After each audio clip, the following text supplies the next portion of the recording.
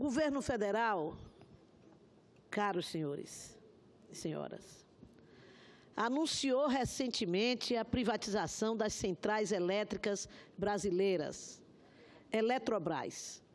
O anúncio foi feito com a natural sem cerimônia e o atroz descaso com que o governo lida com o patrimônio público nacional.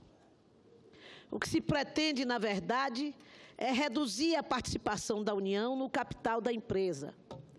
Intenta-se vender distribuidoras e ativos da histórica estatal do setor elétrico para dar, supostamente, liquidez às suas contas.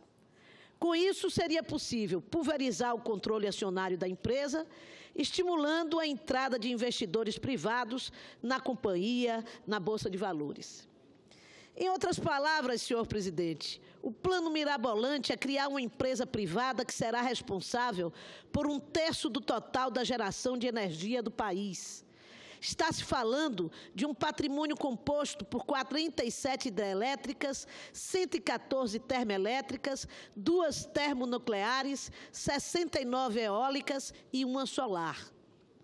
Há alguma dúvida de que estamos falando de soberania nacional? Alguém aqui se esqueceu de que a Eletrobras e as suas subsidiárias são diretamente responsáveis por alguns dos pilares do desenvolvimento econômico brasileiro? Será que a lata de lixo da história é o destino escolhido pelo governo para uma empresa fundamental para a estruturação do setor elétrico brasileiro, uma referência técnica mundialmente reconhecida?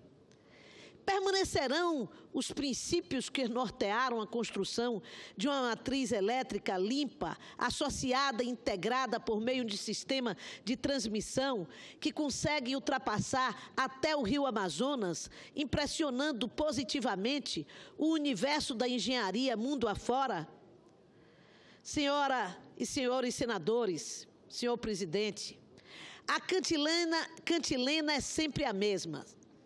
Os mantras são: as estatais são ineficientes, a má gestão é uma característica intrínseca das estatais, as estatais não estão capacitadas para competir em um cenário de globalização acelerada e irreversível.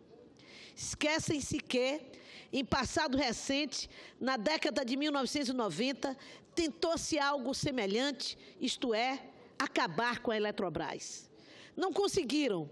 Mesmo negativamente impactada por uma canhestra campanha de privatização, a empresa, graças aos seus quadros técnicos altamente qualificados, notadamente os experientes engenheiros elétricos, civis, mecânicos de suas subsidiárias, conseguiu manter a operação de importantes usinas e das linhas de transmissão a elas associadas. Privatizar a Eletrobras é entregar o controle sobre a energia elétrica do país, com o agravante de que o setor ficará nas mãos de gestores privados, estrangeiros em sua maioria.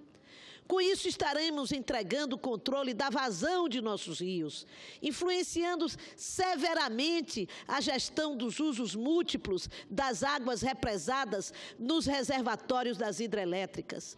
Para os otimistas e crentes em nossos marcos regulatórios, nunca é demais lembrar que temos agências reguladoras que não são exatamente instituições independentes.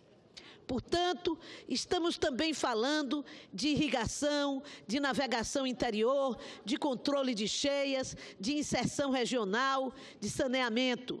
É da soberania do país que estamos tratando, senhor presidente. Vejamos, por exemplo, a importância da Chesf, uma das controladoras da Eletrobras, uma das empresas controladas da Eletrobras, para o abastecimento hídrico dos 9 estados da região do Nordeste. A privatização da holding colocará em risco a segurança hídrica de numerosa população nordestina, desestimulando estudos, pesquisas, planos para outros usos de água já em curso da subsidiária nordestina.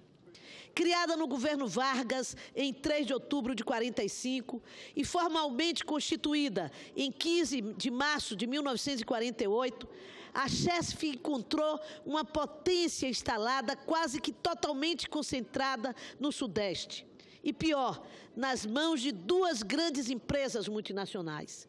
Ainda assim, a empresa conseguiu prover o Nordeste de energia firme e confiável, contribuindo decisivamente para o desenvolvimento econômico regional.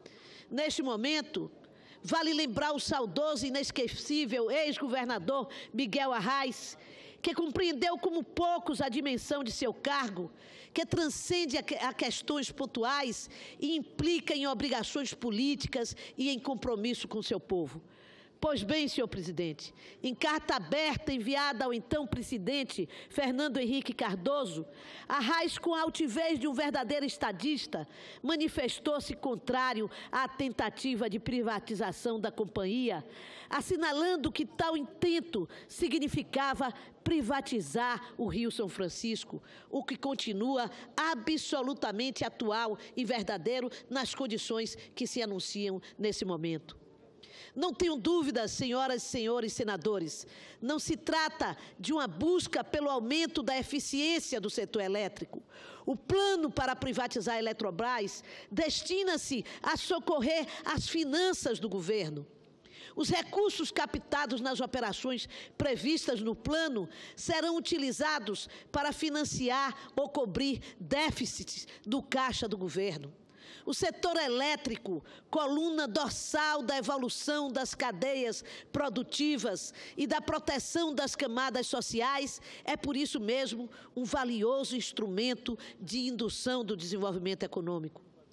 Este breve pronunciamento, senhor presidente, manifesta, obviamente, minha posição, mas, sobretudo, a posição do Partido Socialista Brasileiro, contrário à privatização da Eletrobras. Assim, concluímos citando dois pequenos trechos. Um, da análise dos aspectos técnicos, financeiros, jurídicos, sociais e ambientais de uma possível privatização da Eletrobras, elaborada pelos técnicos daquela estatal, segundo a qual o modelo de parceria estratégica na sociedade de economia mista é muito superior à alternativa de dispersão acionária de parcela minoritária do capital social, na medida em que o envolvimento do sócio privado com os negócios sociais contribui para o sucesso do empreendimento, enquanto o investidor no mercado de capitais é movido pelos objetivos especulativos de curto prazo. Mas, além desse trecho do texto dos técnicos da Petrobras, quero citar aqui, senhor presidente, numa homenagem, o texto desta carta do governador Miguel Arraes, Vende-se o Rio São Francisco, que foi publicada na Folha de São Paulo no ano de 2000. E lá Arraes dizia: a CHESF é muito importante. Em 500 anos de Brasil, naquele período, dizia Arraes, poder-se-ia dizer que só 3 grandes investimentos foram feitos no Nordeste, naquela época. Vou finalizar, senhor presidente. O primeiro, ainda no Império, foi a implantação da malha ferroviária não concluída. O segundo, do pós-guerra ao regime militar, foi a construção da malha rodoviária. E o terceiro, senhor presidente, nesse período, foi a construção do complexo administrado pela CHESF. Em valores históricos, o sistema custou 8,4 bilhões de dólares. Tudo que se move no Nordeste é impulsionado pela CHESF, que gera 95% da energia consumida. Isto dito por Miguel Arraes, escrito e publicado na Folha de São Paulo em 2000, é um quadro absolutamente verdadeiro e atual do significado da CHESF para o Nordeste brasileiro. Por isso tudo, senhor presidente, não à privatização da Eletrobras, especialmente o povo nordestino diz não à privatização da Chesf. Hoje, às 15 horas, agora, no Salão Verde da Câmara dos Deputados, a Frente Nacional em Defesa da Chesf se manifesta para dizer ao Brasil não à privatização da Chesf. Muito obrigada, senhor presidente.